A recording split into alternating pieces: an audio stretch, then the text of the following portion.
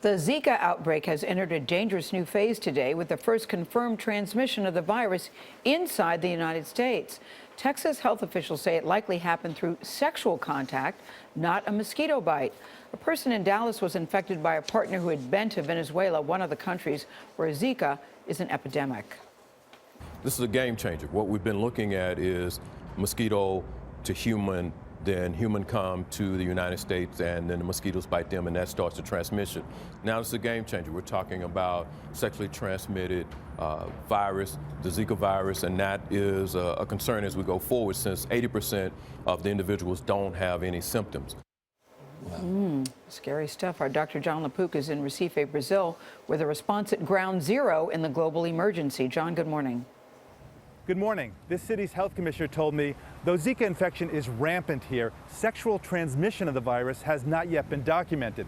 It's felt to be spread mostly by mosquitoes, and of course is suspected of causing a devastating birth defect, which is why pregnant women are so concerned. 30-year-old Silvania Borges is pregnant with her fourth child. Are you worried for your baby? She said she is worried, but she's had no obvious symptoms of Zika. Across Brazil, cases of microcephaly now total over 4,000. Several hundred suspected and confirmed cases reported just last week. Recife is the epicenter of an explosion of microcephaly, an abnormally small head at birth linked to Zika. Government workers go door to door adding chemicals to water and spraying pesticides in order to attack the mosquitoes' breeding grounds. There were a lot more mosquitoes in January of 2015 than in November of 2015. Dr. Jailson Correa took us to the Situation Room inside Recife's health department, where the city of 1.6 million is charting the infections. This is all Recife. This is all Recife. Wow, yeah? so that's a lot of cases. A lot of cases, yes. The health department estimates between 50 and 100,000 people have been exposed. 80% of the time, those infected with Zika don't feel sick. What do you think when you see these babies with microcephaly and you know that you're pregnant?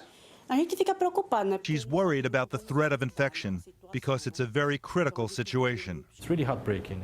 Dr. Correa told us this historically impoverished community needs to find a solution to an epidemic which threatens an entire generation.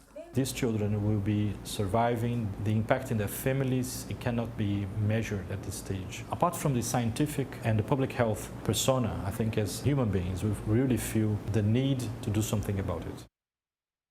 The health commissioner told me they carefully track the mosquito population here, and there's been a dramatic drop over the past year, which makes them hopeful that perhaps they'll start to see a drop in the number of cases of microcephaly. Charlie? Dr. Jon LaPook in Brazil.